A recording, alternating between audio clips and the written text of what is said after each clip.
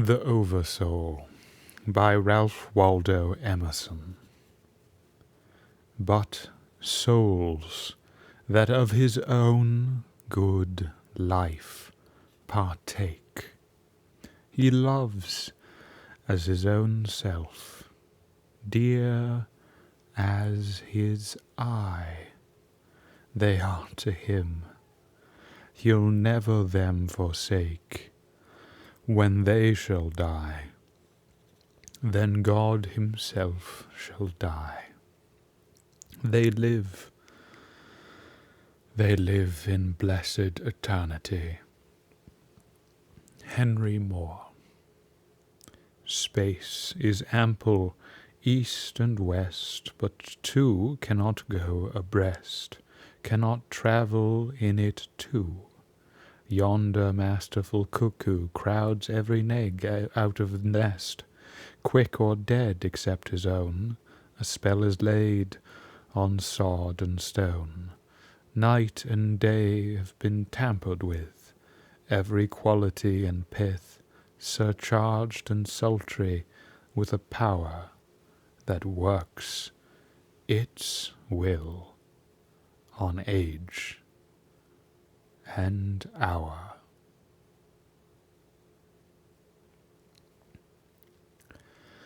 There is a difference between one and another hour of life in their authority and subsequent effect.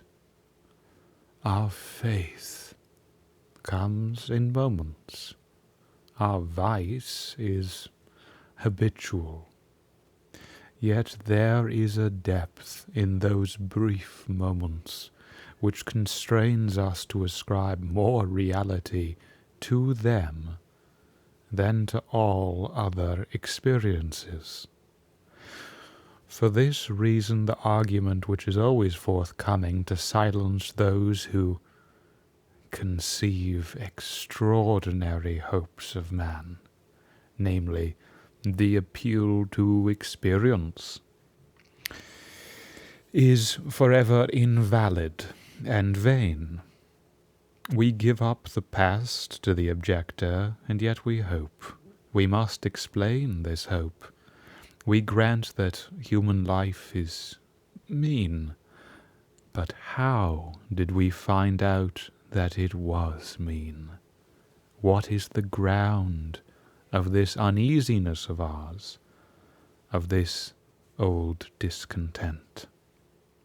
What is the universal sense of want and ignorance but the fine innuendo by which the soul makes its enormous claim?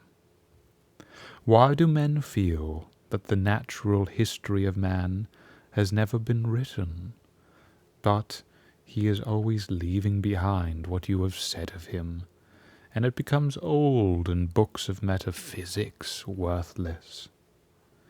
The philosophy of 6,000 years has not searched the chambers and magazines of the soul.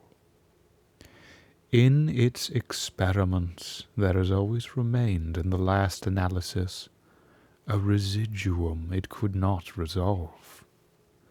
Man is a stream whose source is hidden.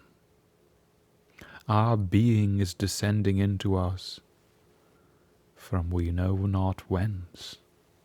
The most exact calculator has no prescience that somewhat incalculable may not balk the very next moment.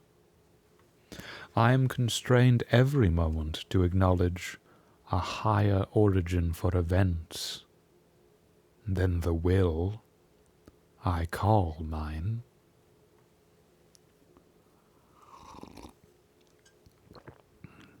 As with events, so it is with thoughts.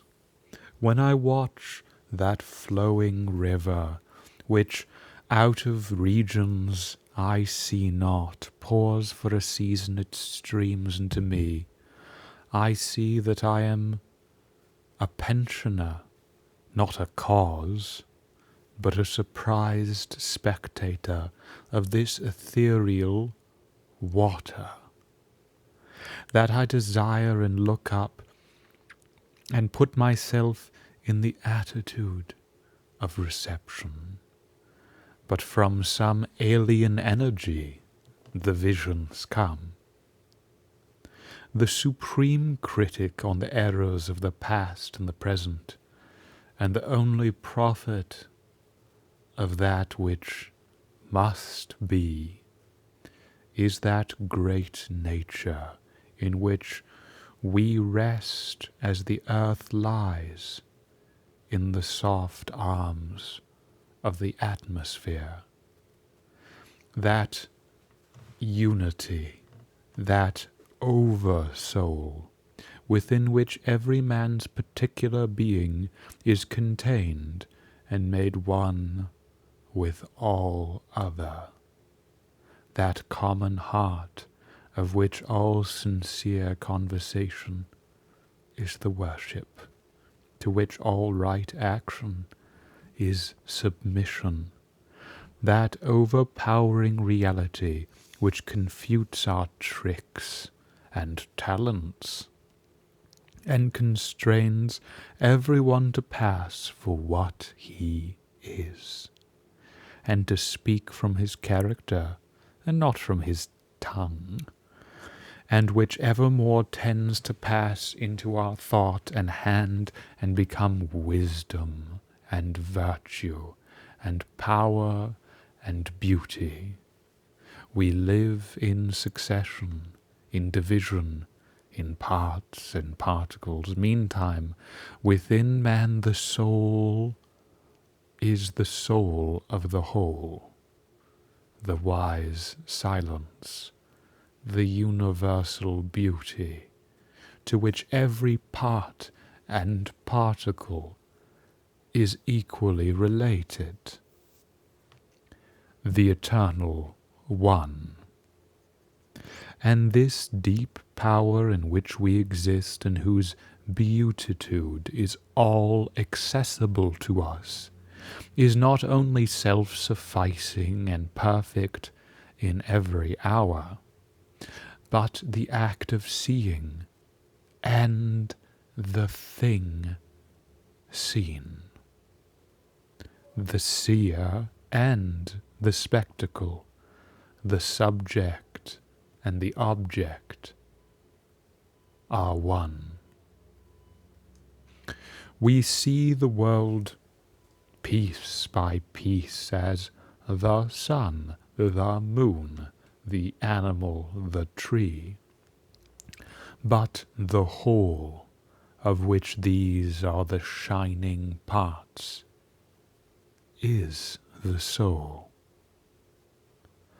Only by the vision of that wisdom can the horoscope of the ages be read, and by falling back on our better thoughts, by yielding to the spirit of prophecy which is innate in every man, we can know what it saith.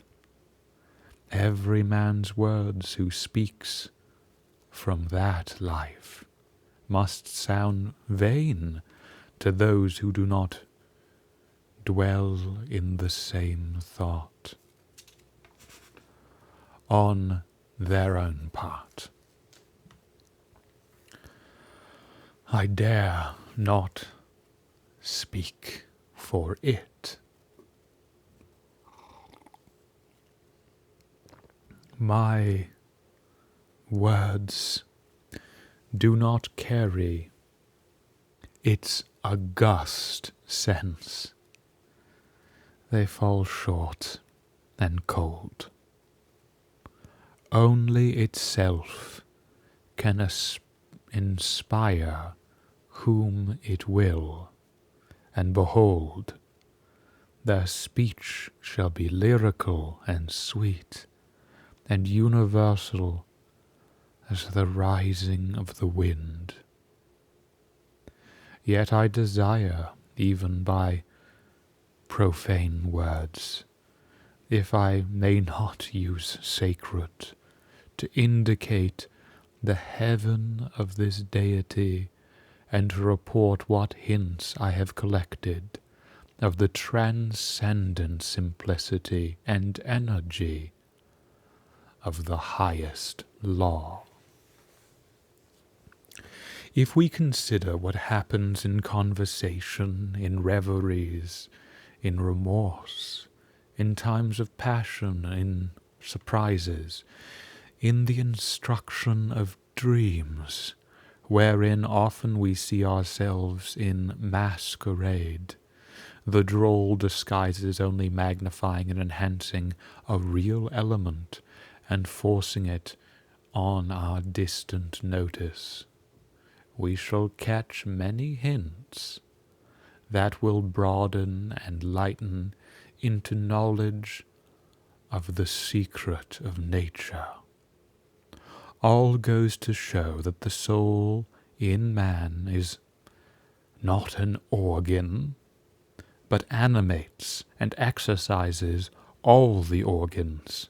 It is not a function like the power of memory, of calculation, of comparison, but uses these as hands and feet. It is not a faculty, but a light. It is not the intellect or the will, but master of the intellect and the will, is the background of our being in which they lie, an immensity not possessed, and that cannot be possessed. From within or from behind, a light shines through us upon things and makes us aware that we are nothing, but the light is all. A man is the facade of a temple wherein all wisdom and all good abide.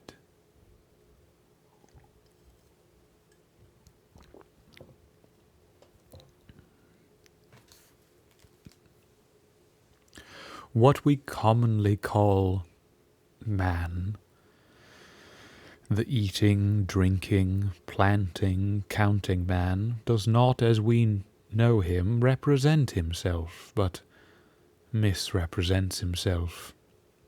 Him we do not respect, but the soul, whose organ he is, would he let it appear through his action, would make our knees bend. When it breathes through his intellect, it is genius.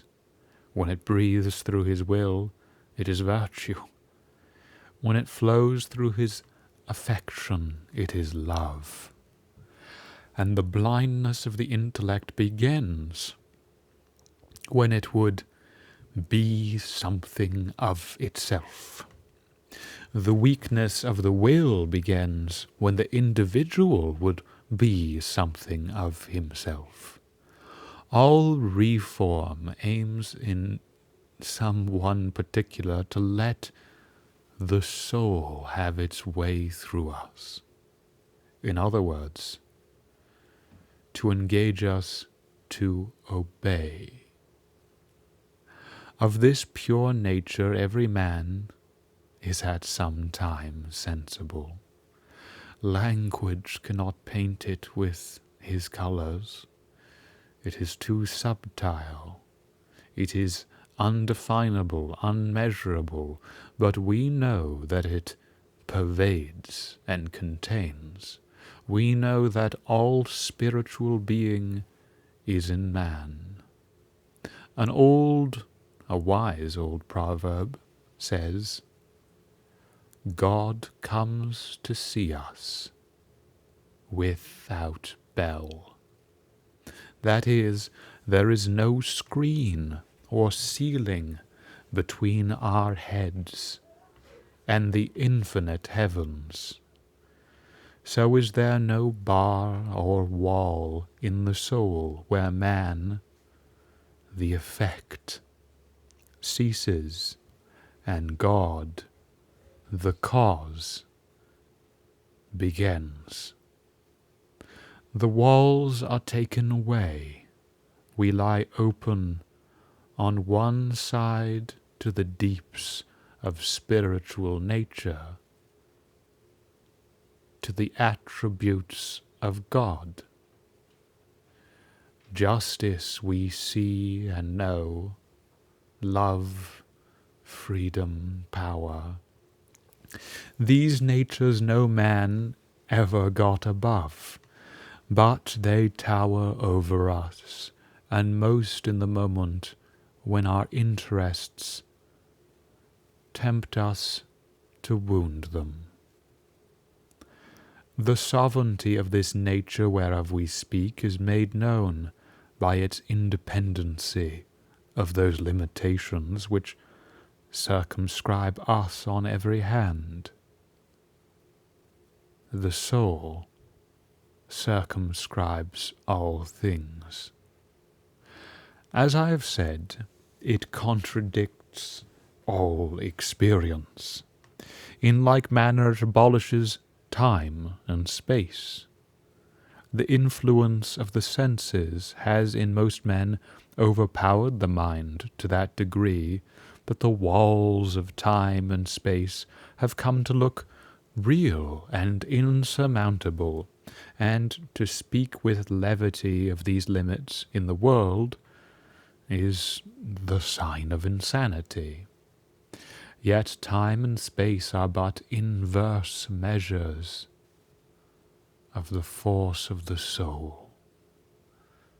The spirit sports with time, can crowd eternity into an hour, or stretch an hour to eternity. We are often made to feel that there is another youth and age than that which is measured from the year of our natural birth. Some thoughts always find us young and keep us so. Such a thought is the love of the universal and eternal beauty. Every man parts from that contemplation with the feeling that it rather belongs to the ages than to mortal life.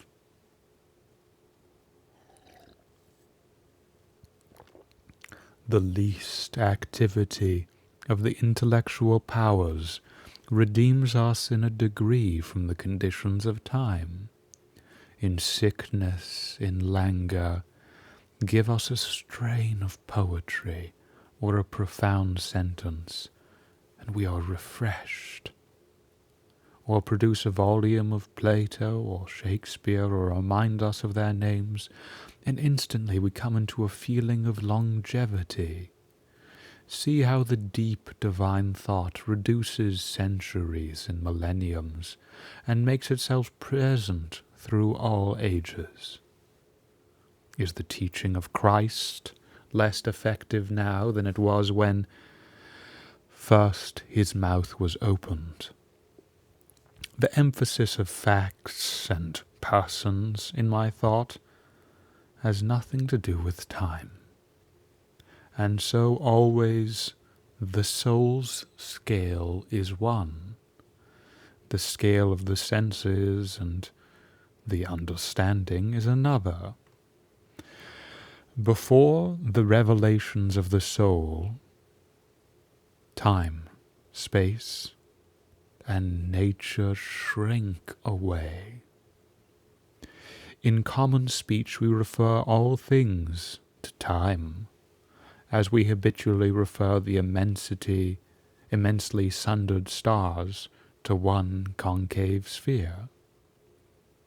And so we say that the judgment is distant or near, that the millennium and the like, that the millennium approaches, that A day of a certain political, moral, social reforms is at hand, and the like.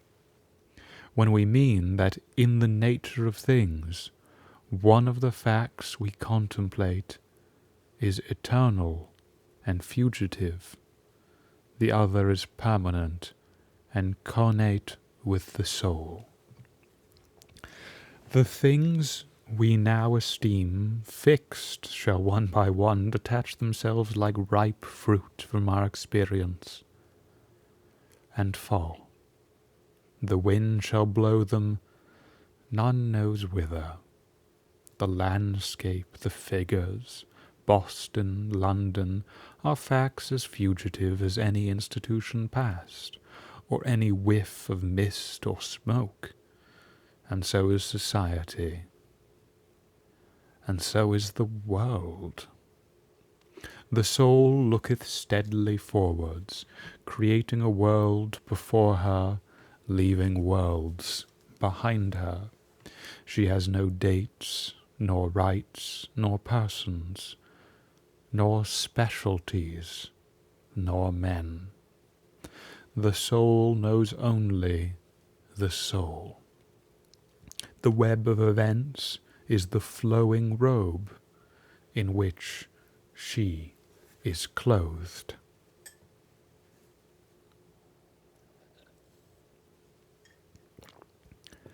After its own law, and not by arithmetic, is the rate of its progress to be computed. The soul's advances are not made by gradation, such as it can be represented by motion in a straight line, but rather by ascension of state, such as can be represented by metamorphosis from the egg to the worm, from the worm to the fly. The growths of genius are of a certain total character that does not advance the elect individual first over John, then Adam, then Richard, and give to each the pain of discovered inferiority, but by every throe of growth the man expands there where he works, passing at each pulsation classes, populations of men. With each divine impulse the mind rends the thin rinds of the visible and finite, and comes out into eternity, and inspires and expires its air. It converses with truths that have always been spoken in the world, and becomes conscious of a closer sympathy with Zeno and Arian than with persons in the house. This is the law of moral and mental gain. The simple rise as by specific levity, not into a particular virtue, but into the region of all the virtues. They are in the spirit which contains them all. The soul requires purity, but purity is not it, requires justice, but justice is not that, requires beneficence, but is somewhat better, so that there is a kind of dissent and accommodation felt when we leave speaking of moral nature to urge a virtue which it enjoins. To the well-born child, all the virtues are natural, and not painfully acquired. Speak to his heart, and the man becomes suddenly virtuous. Within the same sentiment is the germ of intellectual growth, which obeys the same law. those who are capable of humility, of justice, of love, of aspiration, stand already on a platform that commands the sciences and arts, speech and poetry, action and grace. For whoso dwells in this moral beatitude already anticipates those special powers which men prize so highly. The lover has no talent, no skill, which passes for quite nothing with his enamoured maiden, however little she may possess of related faculty, and the heart which abandons itself to the supreme mind finds itself related to all its works, and will travel a royal road to particular knowledges and powers.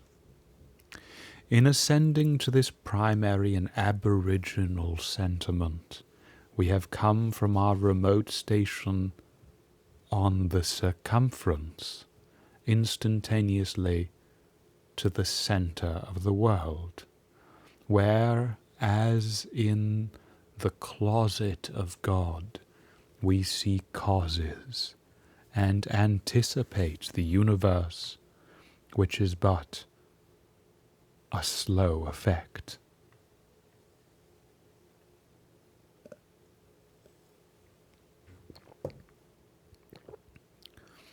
One mode of the divine teaching is the incarnation of the Spirit in a form, in forms like my own.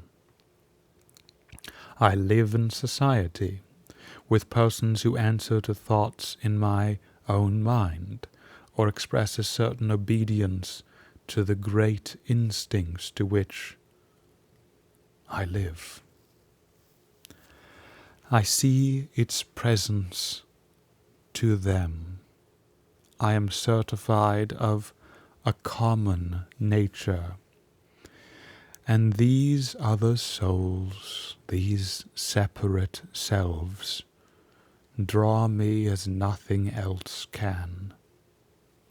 They stir in me the new emotions we call passion, of love, hatred, fear, admiration, pity. Thence come conversation, competition, persuasion, cities, and war. Persons are supplementary to the primary teaching of the soul. In youth we are mad for persons. Childhood and youth see all the world in them, but the larger experience of man discovers the identical nature appearing through them all. Persons themselves acquaint us with the impersonal. In all conversation between two persons, tacit reference is made, as to a third party, to a common nature. That third party or common nature is not social. It is impersonal, is God. And so in groups where debate is earnest, and especially on high questions, the company become aware that the thought rises to an equal level in all bosoms, that all have a spiritual property in what was said, as well as the sayer. They all become wiser than they were. It arches over them like a temple, this unity of thought, in which every heart beats with nobler sense of power and duty, and thinks and acts with unusual solemnity. All are conscious of attaining to a higher self-possession. It shines for all.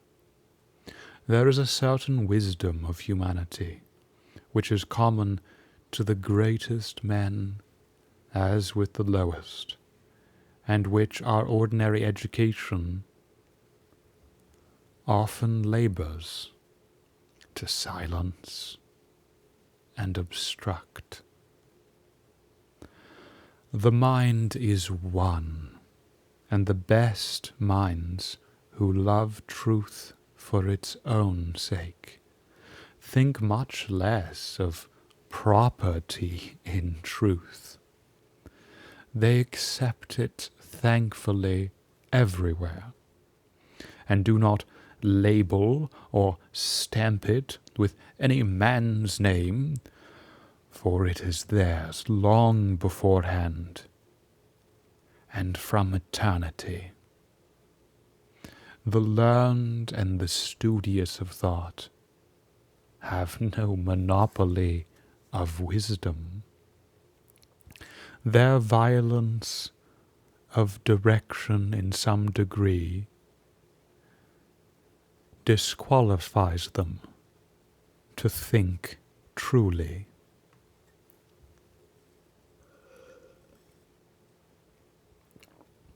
We owe many valuable observations to people who are not very acute or profound, and who say the thing without effort which we want and have long been hunting in vain. The action of the soul is oftener in that which is felt and left unsaid than in that which is said in any conversation.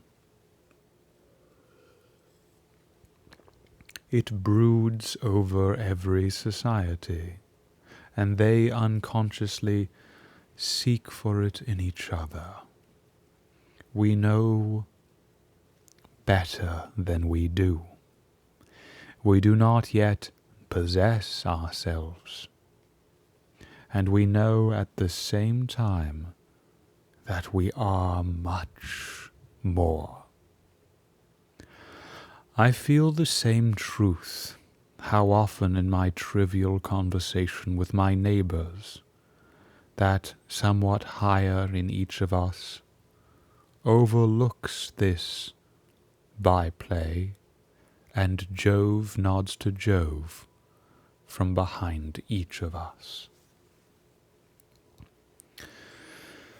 Men descend to meet. In their habitual and mean service to the world, for which they forsake their native nobleness, they resemble those Arabian sheikhs who dwell in mean houses and affect an external poverty to escape the rapacity of the pasha, and reserve all their display of wealth for their interior and guarded retirements. As it is present in all persons, so it is in every period of life. It is adult already in the infant man.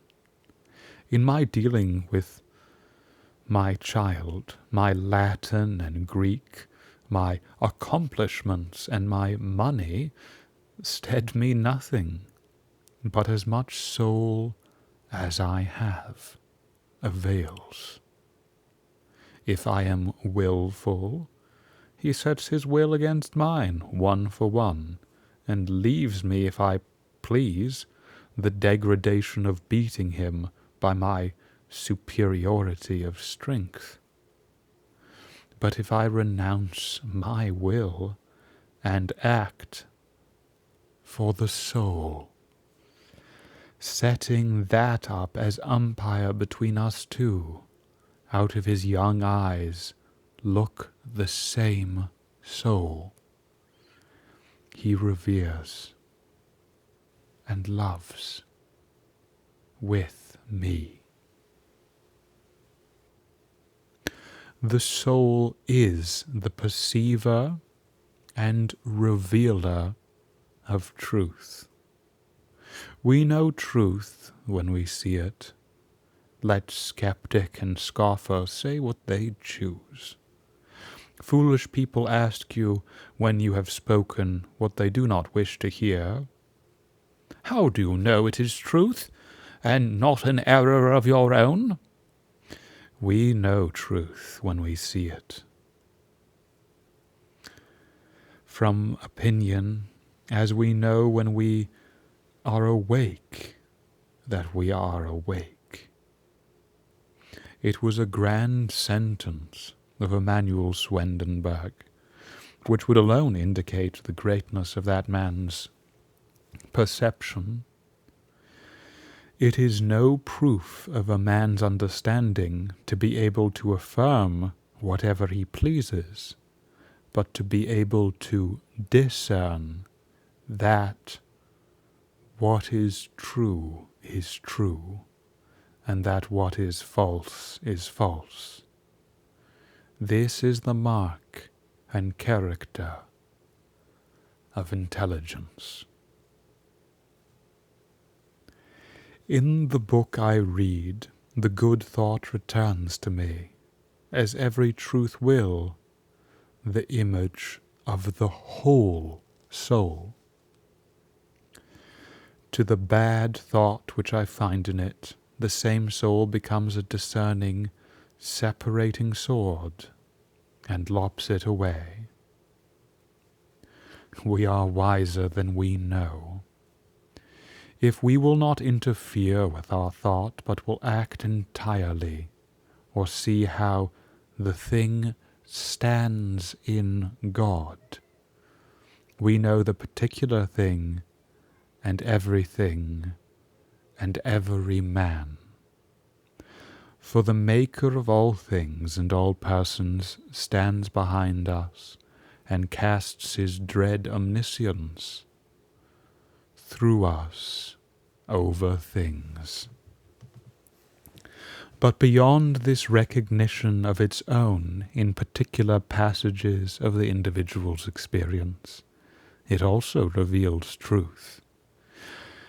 And here we should seek to reinforce ourselves by its very presence, and to speak with a worthier, loftier strain of that advent. For the soul's communication of truth is the highest event in nature, since it then does not give somewhat from itself, but it gives itself, or passes into and becomes that man whom it enlightens, or in proportion to that truth he receives, it takes him to itself. We distinguish the announcements of the soul, its manifestations of its own nature, by the term revelation.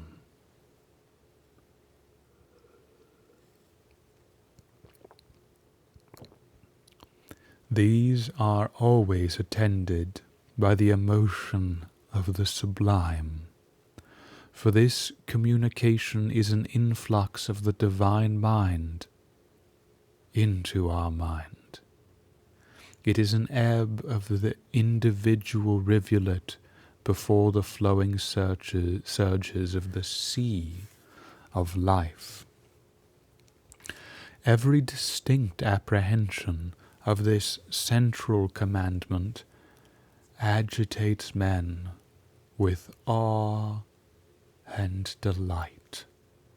A thrill passes through all men at the reception of new truth, or at the performance of a great action which comes out of the heart of nature. In these communications the power to see is not separated from the will to do, but the insight proceeds from obedience, and the obedience proceeds from a joyful perception. Every moment when the individual feels himself invaded by it is memorable, and the necessity of our constitution. By the necessity of our constitution, a certain enthusiasm attends the individual's consciousness of that divine presence.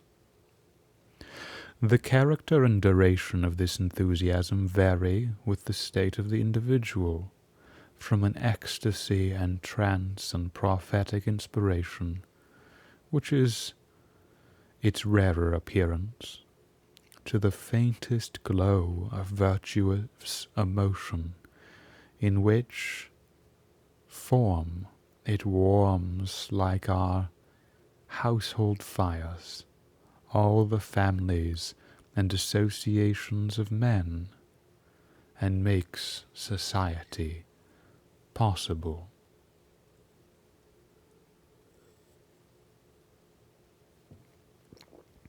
A certain tendency to insanity has always attended the opening of the religious sense in men, as if they had been blasted with excess of light.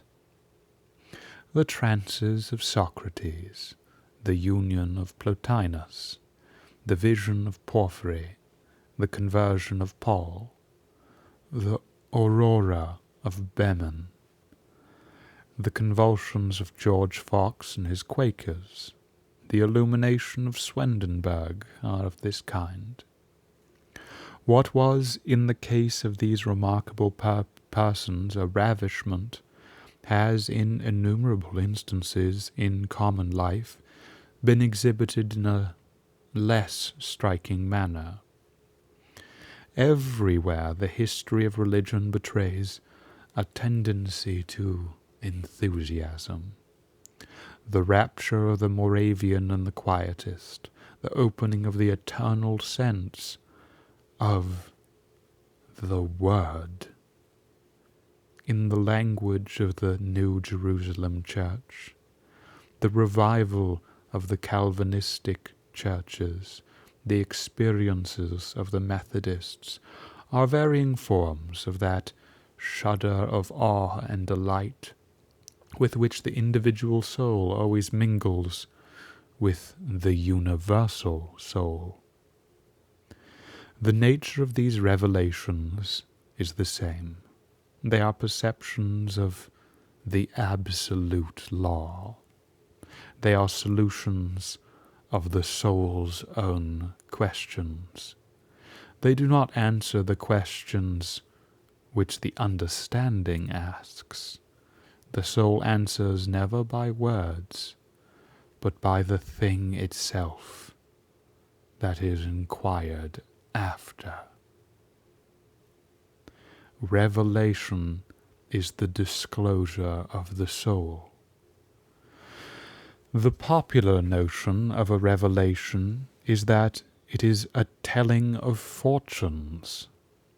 In past oracles of the soul, the understanding seeks to find answers to sensual questions, and undertakes to tell from God how long men shall exist, what their hands shall do, and who shall be their company, adding names and dates and places. But we must pick no locks. We must check this low curiosity. An answer in words is delusive. It is really no answer to the questions you ask. Do not require a description of the countries towards which you sail. The description does not describe them to you, and tomorrow you arrive there and know them by inhabiting them. Men ask concerning the immortality of the soul, the employments of heaven, the state of the sinner, and so forth. They even dream that Jesus has left replies to precisely these interrogatories. Never a moment did that sublime spirit speak in their patois. To truth, justice, love, the attributes of the soul, the idea of immutableness, is essentially associated. Jesus, living in these moral sentiments, heedless of sensual fortunes, heeding only the manifestation of these, never made the separation of the idea of duration from the essence of these attributes, nor uttered a syllable concerning the duration of the soul. It was left to his disciples to sever duration from the moral elements, and to teach the immortality of the soul as a doctrine, and maintain it by evidences. The moment the doctrine of the immortality is separately taught, man is already fallen. In the flowing of love, in the adoration of humility, there is no question of continuance. No inspired man ever asks this question or condescends to these evidences. For the soul is true to itself, and the man in whom it is shed abroad cannot wander from the present, which is infinite, to a future which would be finite.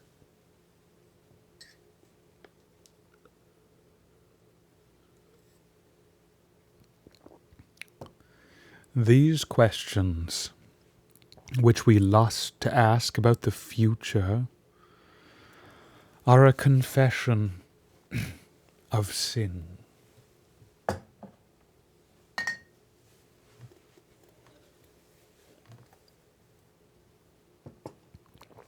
God has no answer for them.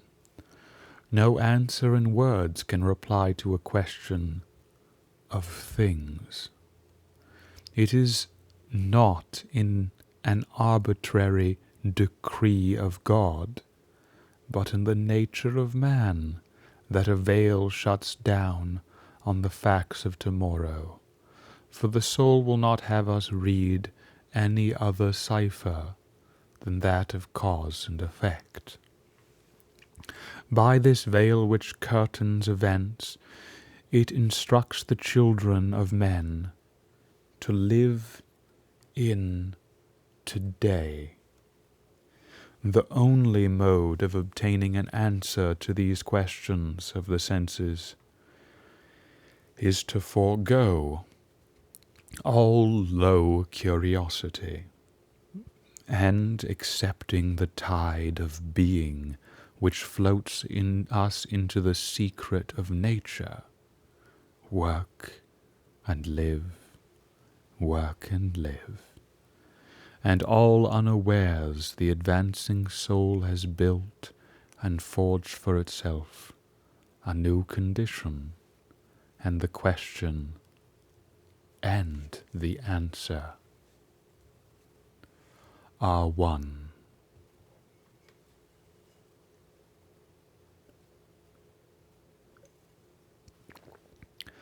By the same fire, vital, consecrating, celestial, which burns until it shall dissolve all things into the waves and surges of an ocean of light, we see and know each other, and what spirit each is of. Who can tell the grounds of his knowledge of the character of the several individuals in his circle of friends? No man. Yet their acts and words do not disappoint him. In that man, though he knew no ill of him, he put no trust.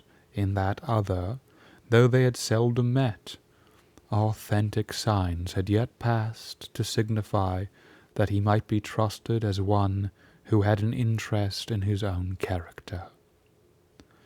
We know each other very well. Which of us has been just to himself, and whether that which we teach or behold is only an inspiration, or is our honest effort also?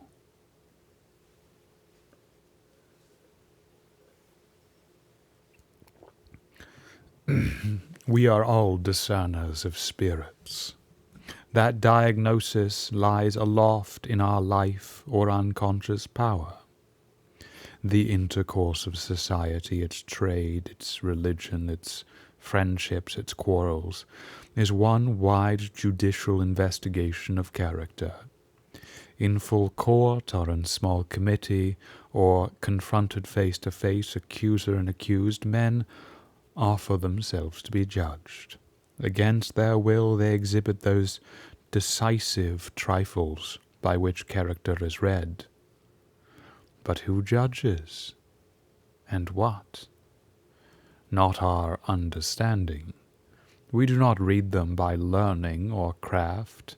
No, the wisdom of the wise man consists herein, that he does not judge them. He lets them judge themselves, and merely reads and records their own verdict. By virtue of this inevitable nature, private will is overpowered,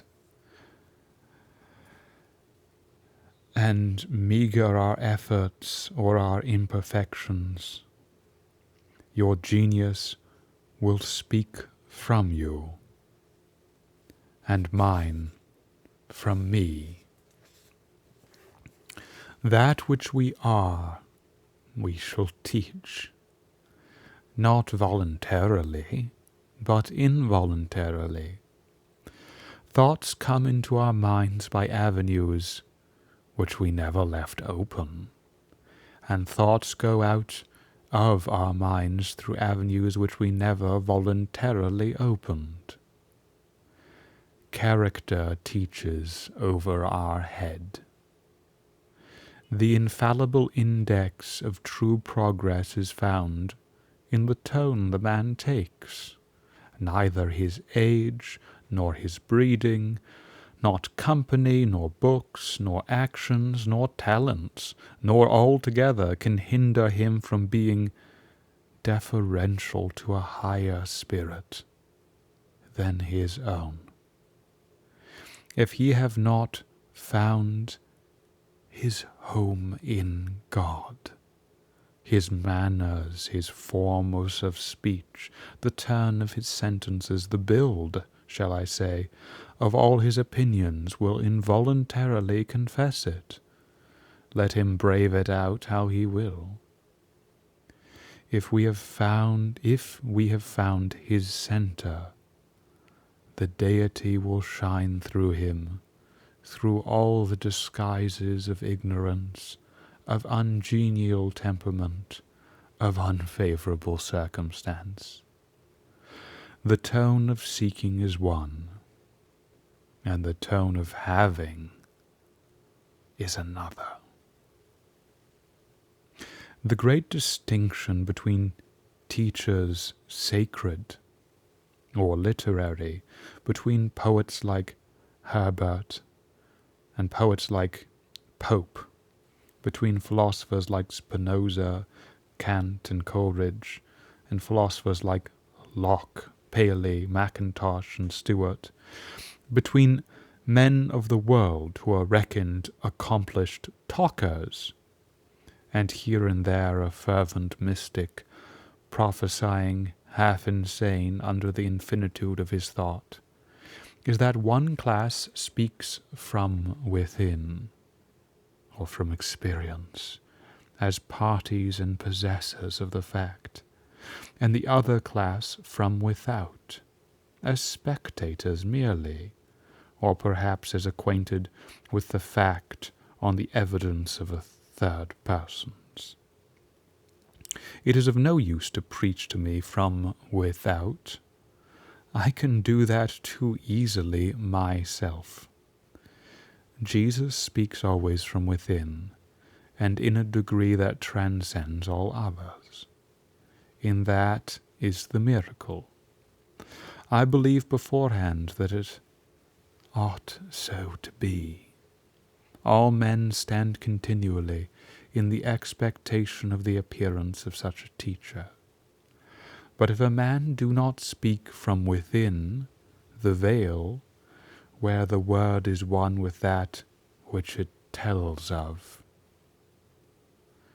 let him lowly confess it.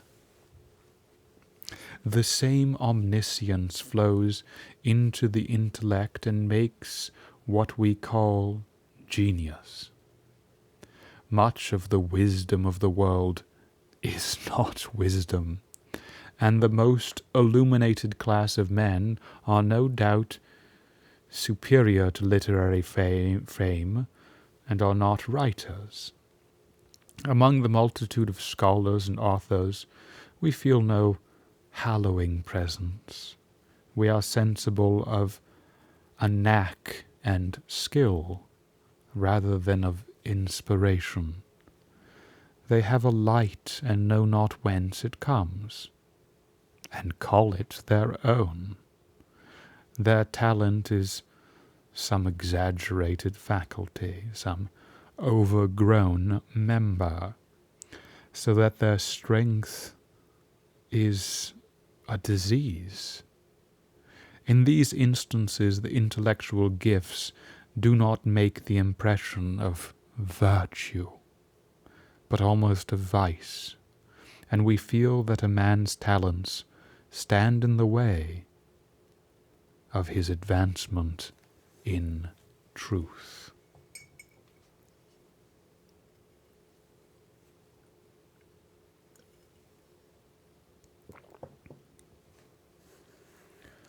But genius is religious. It is a larger imbibing of the common heart. It is not anomalous, but more like and not less like other men. There is in all great poets a wisdom of humanity which is superior to any talents they exercise. The author, the wit, the partisan, the fine gentleman does not take place of the man. Humanity shines in Homer, in Chaucer, in Spenser, in Shakespeare, in Milton. They are content with truth. They use the positive degree. They seem frigid and phlegmatic to those who have been spiced with the frantic passion and violent colouring of inferior but popular writers. For they are poets by the free course which they allow to the informing soul, which through their eyes beholds again and blesses the things which it hath made. The soul is superior to its knowledge, wiser than any of its works. The great poet makes us feel our own wealth, and then we think less of his compositions. His best communication to our mind is to teach us to despise all he has done. Shakespeare carries us to such a lofty strain of intelligent activity as to suggest a wealth which beggars his own, and which we then feel that the splendid works which he has created, and which in other hours we extol as a sort of self-existent poetry, take no stronger hold of real nature than the shadow of a passing traveller on the rock. The inspiration which utters itself in Hamlet and Lear could utter things as good from day to day, forever. Why then should I make account of Hamlet and Lear, as if we had not the soul from which they fell as syllables from the tongue?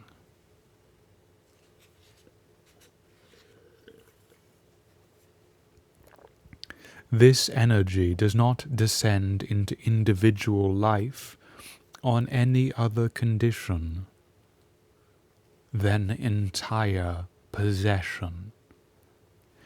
It comes to the lowly and the simple. It comes to whomsoever will put off what is foreign and proud. It comes as insight. It comes as serenity and grandeur. When we see those whom it inhabits, we are apprised of new degrees of greatness. From that inspiration the man comes back with a changed tone. He does not talk with men with an eye to their opinion. He tries them. It requires of us to be plain and true.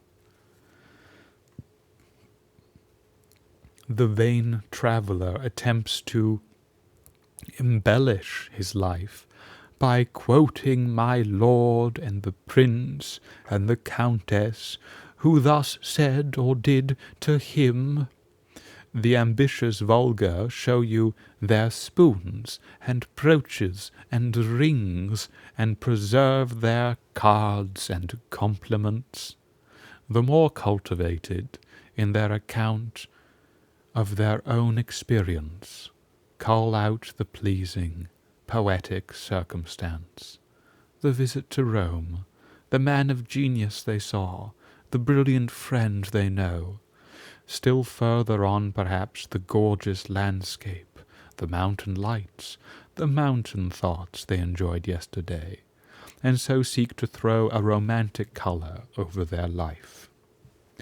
But the soul that ascends to worship the great God is plain and true, has no rose colour, no fine friends, no chivalry, no adventures, does not want admiration, dwells in the hour that now is, in the earnest experience of the common day, by reason of the present moment, and the mere trifle having become porous to thought and bibulous of the sea of light. Converse with a mind that is grandly simple, and literature looks like word-catching. The simplest utterances are worthiest to be written. Yet are they so cheap and so things of course, that in the infinite riches of the soul it is like gathering a few pebbles off the ground, or bottling a little air in a vial, when the whole earth and the whole atmosphere are ours. Nothing can pass there or make you one of the circle but the casting aside of your trappings and dealing man to man in naked truth, plain confession, and omniscient affirmation. Souls such as these treat you as gods would, walk as gods in the earth, accepting without any admiration your wit, your bounty, your virtue even, say rather your active duty, for your virtue they own as their proper blood, royal as themselves, and over-royal, and the father of the gods. But what rebuke their pain fraternal, bearing their what rebuke their plain fraternal bearing, casts on the mutual flattery, with which authors solace each other and wound themselves. These flatter not. I do not wonder that these men go to see Cromwell and Christina and Charles II and James I and the Grand Turk, for they are in their own elevation the fellows of kings, and must feel the servile tone of conversation in the world.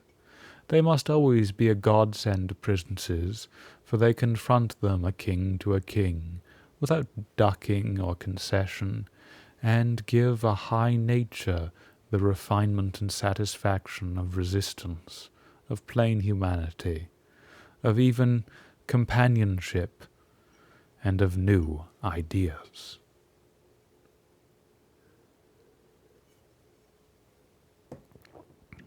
They leave them wiser and superior men. Souls like these make us feel that sincerity is more excellent than flattery.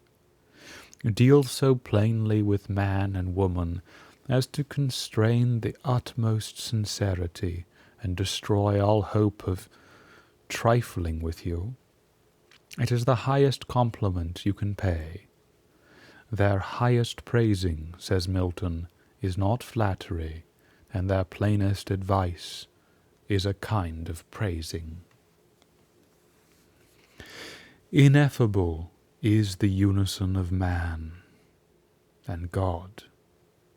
In every act of the soul, the simplest person who in his integrity worships God becomes God. Yet for ever and ever the influx of this better and universal self is new and unsearchable. It inspires awe and astonishment.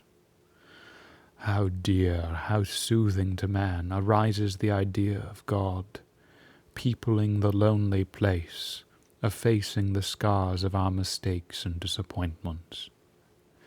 When we have broken our God of tradition and ceased from our God of rhetoric, then may God fire the heart with his presence. It is the doubling of the heart itself, nay, the infinite enlargement of the heart, with a power of growth to a new infinity on every side. It inspires in man an infallible trust. He has not the conviction, but the sight, that the best is the true, and may in that thought easily dismiss all particular uncertainties and fears, and adjourn to the sure revelation of time, the solution of his private riddles. He is sure that his welfare is dear to the heart of being. In the presence of law to his mind, he is overflowed with a reliance so universal that it sweeps away all cherished hopes and the most stable projects of mortal condition in its flood. He believes that he cannot escape from his good, the things that are really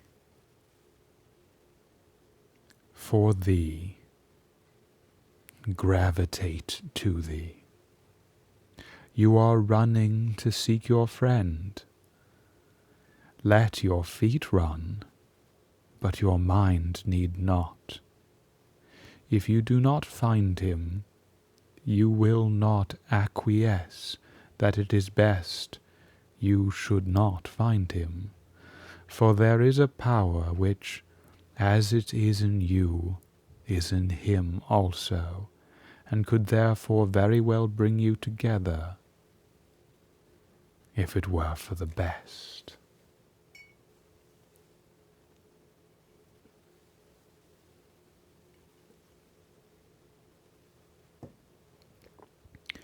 You are preparing with eagerness to go and render a service to which your talent and your taste invite you, the love of men and the hope of fame. Has it not occurred to you that you have no right to go unless you are equally willing to be prevented from going? O believe, as thou livest, that every sound that is spoken over the round world, which thou oughtest to hear, will vibrate on thine ear. Every proverb, every book, every byword that belongs to thee for aid or comfort shall surely come home through open or winding passages. Every friend whom not thy fantastic will, but the great and tender heart in thee craveth, shall lock thee in his embrace. And this because the heart in thee is the heart of all, not a valve, not a wall, not an intersection is there anywhere in nature, but one blood rolls uninterruptedly, an endless circulation through all men, as the water of the globe is all one sea, and truly seen, its tide is one. Let man then learn that the highest, let man then learn the revelation of all nature and all thought to his heart. This, namely, that the highest dwells with him, that the sources of nature are in his own mind. If the sentiment of duty is there. But if he would know what the great God speaketh, he must go into his closet and shut the door, as Jesus said.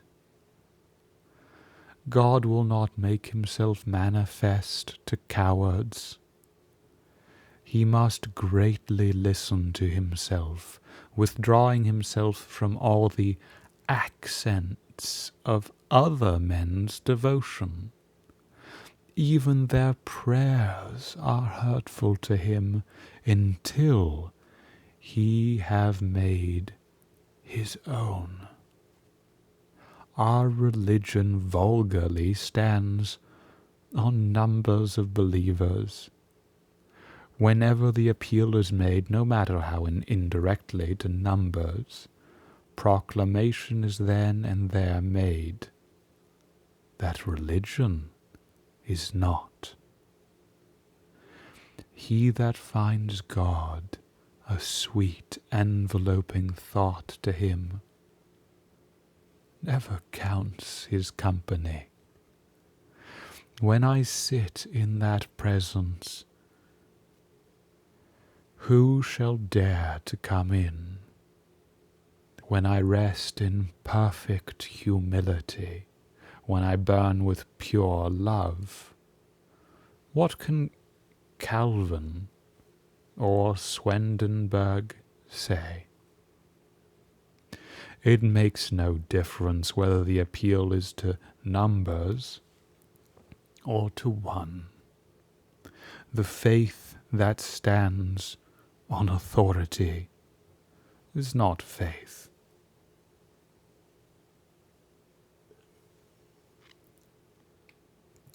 The reliance on authority measures the decline of religion, the withdrawal of the soul. The position men have given to Jesus, now for many centuries of history, is a position of authority. It characterizes themselves. It cannot alter the eternal facts. Great is the soul. And plain. It is no flatterer. It is no follower. It never appeals from itself. It believes in itself. Before the immense possibilities of man, all mere experience, all past biography, however spotless and sainted, shrinks away. Before that heaven which our presentiments foreshadow us, we cannot easily praise any form of life we have seen or read of. We not only affirm that we have few great men, but absolutely speaking, that we have none, that we have no history, no record of any character or mode of living that entirely contents us. The saints and demigods whom history worships, we are constrained to accept with a grain of allowance. Though in our lonely hours we draw a new strength out of their memory, yet pressed on our attention as they are by the thoughtless and customary, they fatigue and invade.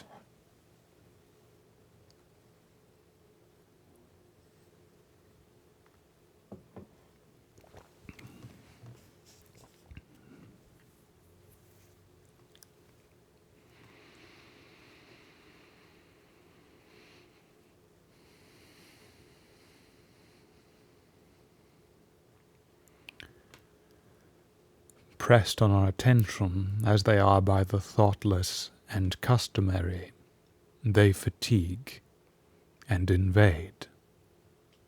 The soul gives itself alone, original and pure, to the lonely, original and pure, who on that condition gladly inhabits, leads, and speaks through it.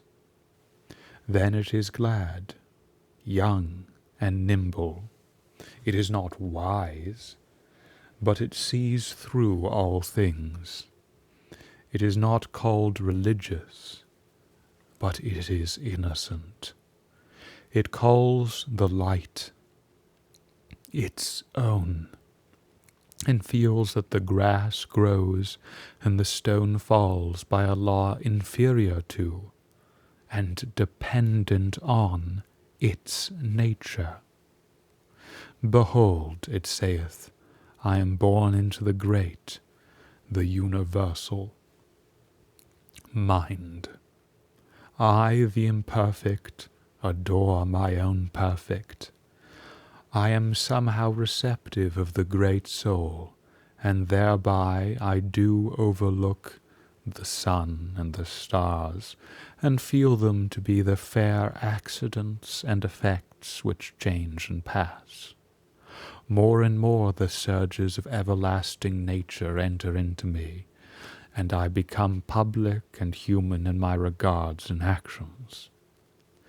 So come I to live in thoughts and act with energies which are immortal, thus revering the soul and learning, as the ancients said, that its beauty is immense. Man will come to see that the world is the perennial miracle which the soul worketh, and be less astonished at particular wonders. He will learn that there is no profane history, that all history is sacred, that the universe is represented in an atom, in a moment of time. He will weave no longer a spotted life of shreds and patches, but he will live with a divine unity. He will cease from what is base and frivolous in his life, and be content with all places and with any service he can render. He will calmly front the morrow in the negligency of that trust which carries God with it, and so hath already the whole future in the bottom of the heart.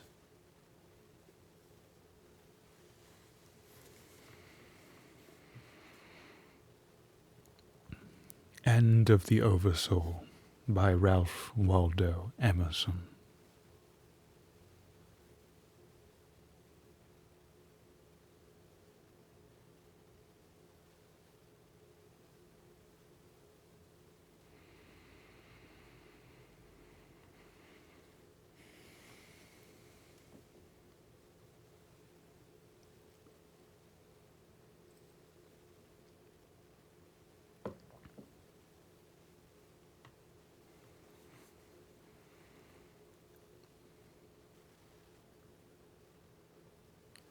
In one of the most inspiring and necessary universal passages, which awakens to the uncaused cause, the heart of condition which of its own unreverted nature contains and lives and recollects to the heart and soul of all things. This is one of its most glorious witnesses and passages. For the inclusive being, the undivided state of universal sentiment, requires